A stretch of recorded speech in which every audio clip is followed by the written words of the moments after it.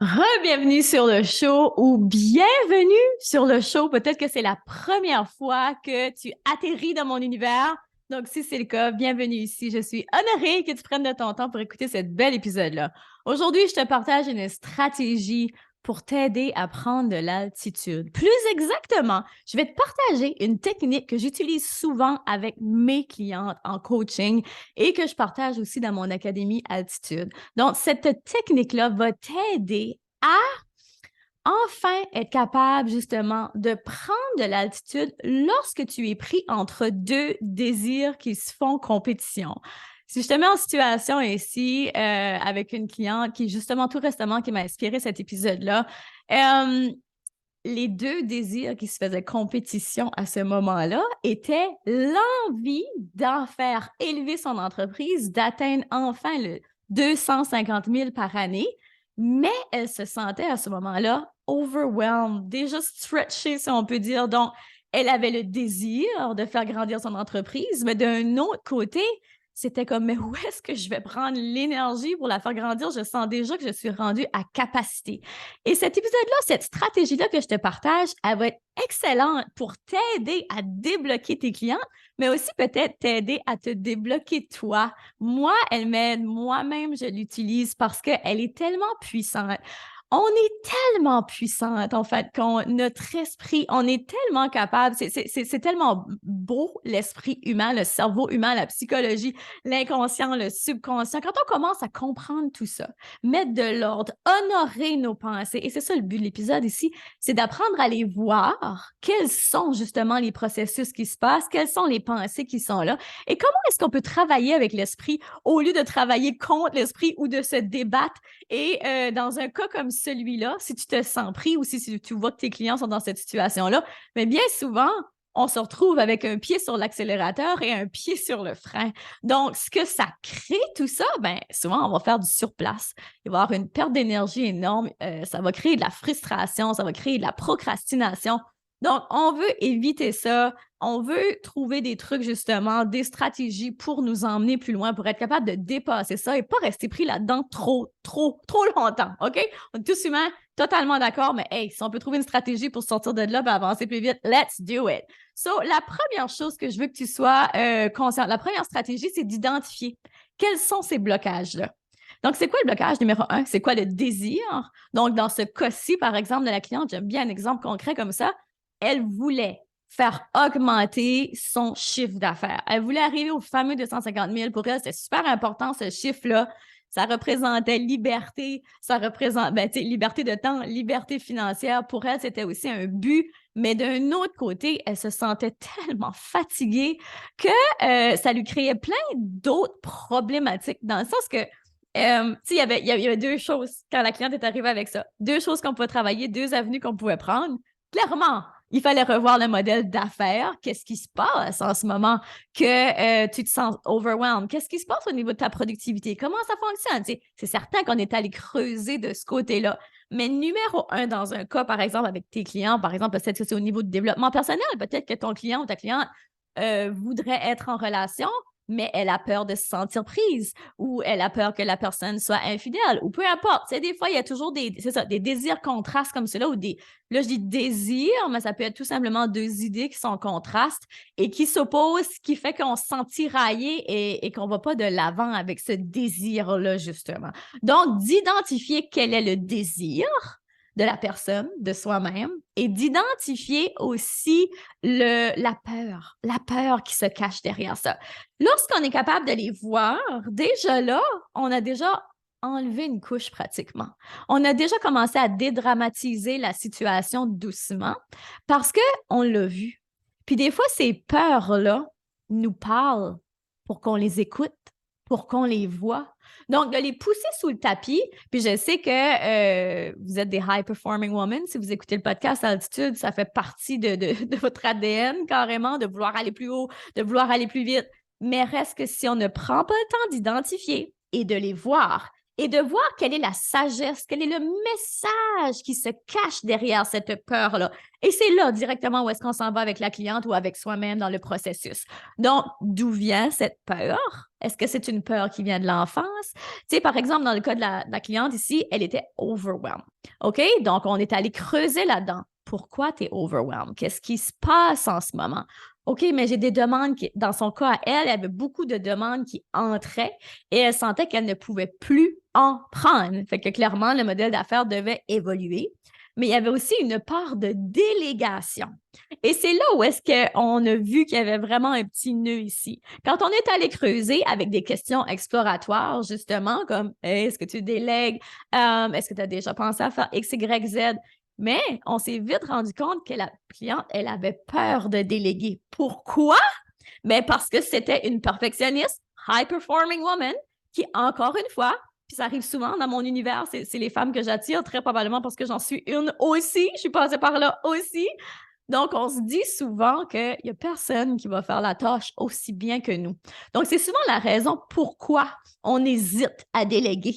On repousse ça parce qu'on se dit, mais là, moi, tu sais, mes clients, ils s'attendent à un tel standard comme, ah, puis là, je me sens déjà tellement overwhelmed, tellement déjà stressed que de juste penser à devoir trainer quelqu'un, donc de devoir, je cherche le mot en français, mais trainer comme un nouvel employé, ben déjà là, ça me donne des sueurs, j'ai même pas envie d'y penser, je vais juste comme continuer dans ce chemin de douleur-là, j'ai envie de dire, parce que c'est painful, c'est douloureux, là, à la limite, là, de toujours avoir la langue à terre, de toujours, tu sais, rentrer au bureau le matin, de savoir que tu as une montagne de choses à faire, la moitié là-dedans, tu n'es même pas dans ta zone de génie, mais tu le fais pareil, parce que tu te dis que X, Y, Z, là, tu es emmêlé, là, tu es embourbé dans tes peurs, dans tes croyances limitantes, et tout ça, ça t'empêche d'atteindre ton désir. Fait que tu vois que déjà là, juste à creuser un petit peu comme ça, on n'a pas creusé loin, loin, loin, là. On a juste creusé un peu, puis on a commencé déjà à voir quel est le vrai problème, quelle est la vraie racine du problème ici. Fait qu'un coup que ça a commencé à démêler, mais là, le client commence à réaliser que, ah ouais, OK, oui, c'est vrai que j'avais ça. OK, oh ben oui, j'avais pas vu ça comme ça. Puis là, mais c'est certain que quand, comme dans mon cas, moi, c'est joint, bien sûr, avec justement une redirection de la business, de stratégie business et tout ça.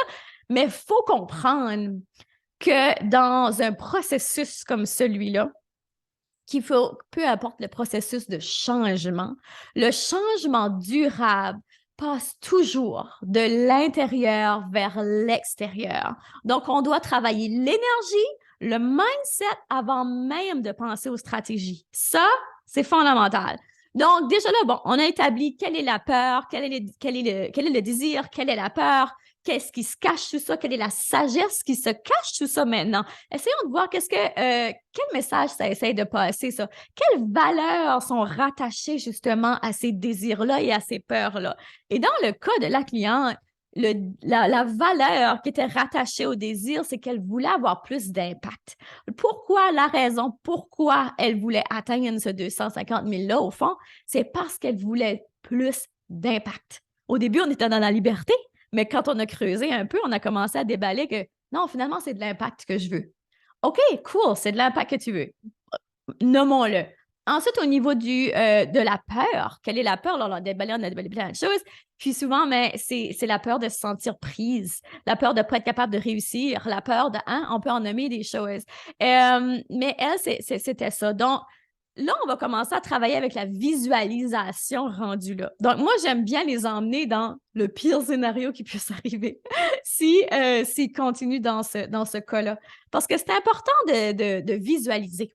C'est important pour être capable de se projeter, pour être capable de dédramatiser aussi. Souvent, justement, quand on va dans ce scénario-là, de quelle est la pire chose qui puisse arriver si tu décides de poursuivre tes désirs, bien là, on réalise bien souvent que c'est pas si pire que ça. C'est pas si pire que ça, et ce qui arrive, c'est qu'on se sent en sécurité. Et lorsqu'on se sent en sécurité, on est beaucoup plus prône à poser des actions. Ça, c'est clair. Donc, on va aller encore plus loin, on va aller pousser la visualisation, même la comparaison. Donc, je vais donner des exemples concrets de gens, de femmes qui sont un peu dans le même état d'esprit ou qui sont passés un peu par les mêmes choses, mais qui ont atteint par exemple, ce 250 000-là, tout en gardant une santé mentale, tout en étant bien, tout en étant en harmonie, qui sont arrivés à avoir de l'impact, justement, tout en ayant, justement, un beau style de vie. Donc, de donner des exemples concrets pour montrer que c'est faisable. Si cette personne est capable d'y arriver, toi aussi, tu es capable d'y arriver. Cette personne-là, elle n'a rien de plus. Tu sais, moi, je crois que les humains, on est tous nés égaux. À un certain point, là, bon, là, on pourrait débattre là-dessus, puis on pourrait y aller greu, là. Mais en général, OK, en général. Par exemple, moi, j'ai rien de plus que toi. Absolument rien. L'autre personne, tu sais, moi, je vois beaucoup ça comme ça.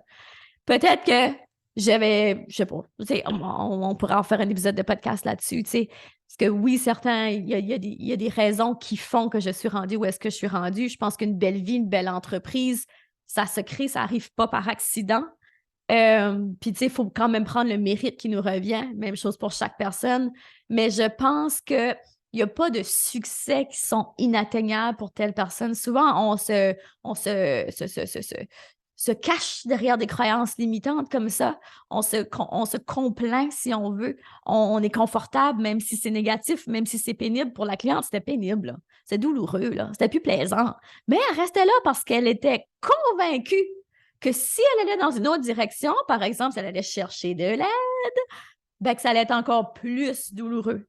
Mais c'était une pensée qui était complètement distorted, qui était complètement fausse. Donc, prendre le temps de faire ce travail-là, et ce travail-là, on l'a fait dans une séance, là. C'était réglé après, là. C'était réglé. Quand ça faisait des semaines, des mois qu'elle traînait ça. Donc, un coup que ce beau travail-là a été fait justement avec ta cliente, donc tu as pris le temps d'établir, de nommer, d'honorer quels sont les désirs, quelles sont les peurs, qui a été faire le travail de fond, d'aller voir justement quelles sont les valeurs qui sont rattachées à ça. Là, c'est le temps. J'aime bien utiliser cette petite phrase-là pour venir mettre tout ça ensemble, venir lier tout ça ensemble, venir ancrer ça dans la réalité pour justement créer ce sentiment de sécurité-là. Donc, je demande toujours à la personne de dire justement la petite phrase, c'est « je me pardonne d'avoir cru que », et tu peux l'écrire, vous pouvez l'écrire, donc d'avoir cru, par exemple, dans cet exemple-là, que c'était difficile de réussir, qu'on doit, parce qu'il y avait d'autres croyances, certains, je ne vais pas tout déballer la session au complet, mais il y avait aussi dans cette session-là la croyance qui était cachée derrière ça aussi, c'est que ça doit être difficile. Elle avait été beaucoup valorisée par le fait qu'elle devait travailler fort pour être valorisée, pour être vue par ses parents. Puis ça, j'en ai déjà parlé aussi. Moi aussi, je me sentais comme ça, que j'avais juste de la valeur quand je travaillais fort. C'était juste là que je valais quelque chose. OK, c'est creux cette histoire ici, OK? Mais reste que, si vous creusez, vous allez réaliser que peut-être que moi aussi, j'ai cette croyance-là ou une autre croyance. Des fois, on ne le réalise même pas avant qu'on ait fait ce travail-là. Puis après, on le dédramatise, puis on réalise, puis on se pardonne. Donc, je me pardonne d'avoir cru qu'elle, dans son cas, justement, que je travaillais fort, que ça devait être difficile pour réussir. Et maintenant, la vérité, excuse-moi, la vérité, c'est que ça n'a pas besoin d'être difficile pour avoir de l'impact. Et maintenant, je le sais. Je sais que je peux faire mieux, donc je peux avoir de l'impact et avoir de l'harmonie dans ma vie. Je sais maintenant que ça, c'est possible. Et c'est tellement magique à la fin de la session de voir la cliente dire ça, justement. Et tu vois que le travail a été fait, que des couches qui ont été enlevées, il y a une libération. C'est beau dans l'énergie, c'est beau dans le moment. Donc, c'est une belle stratégie qui, j'espère, va t'aider toi si tu en as besoin. Peut-être que tu ne réalisais même pas, des fois, on ne réalise même pas qu'on est pris en deux désirs comme ça. Puis quand j'ai désir, un désir qui dans le fond, quand je parle de peur, c'est quand même un désir de se sentir en sécurité. Par exemple, elle, son désir qui était caché derrière l'overwhelm, c'était vouloir se sentir en sécurité.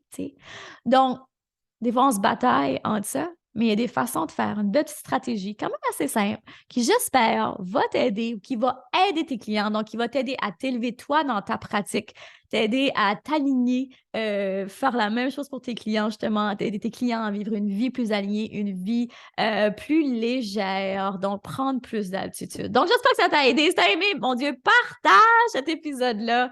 Tag-moi sur les réseaux sociaux. Ça me fait tellement plaisir de voir vos beaux partages. Allez laisser un commentaire si ça vous a fait un beau déclic, si vous avez aimé l'épisode. Moi, je prends le temps de les lire chaque semaine, vos commentaires, et ça m'aide à m'orienter pour les prochains épisodes de podcast. Fait, si ça, c'est ton type d'épisode, tu triples là-dessus les stratégies ou peu importe où tu voudrais entendre parler d'autres choses, n'hésite pas à me le proposer. Ce podcast-là, il est pour toi. Je l'ai créé pour toi. Je m'assois là chaque semaine pour toi, pour te créer, pour t'aider à créer justement cette vie, à incarner cette femme d'altitude. Donc, sur ce, merci d'avoir été là. Continue de briller et de prendre de l'altitude. Le monde a besoin de ce don spécial que seulement toi détiens. Bisous, à la semaine prochaine. Vous venez d'écouter le podcast Altitude. Pour ne rien manquer des prochains épisodes, abonnez-vous au podcast et cliquez sur le 5 étoiles. Vous pouvez aussi consulter nos outils gratuits créés pour vous au www.podcastaltitude.com.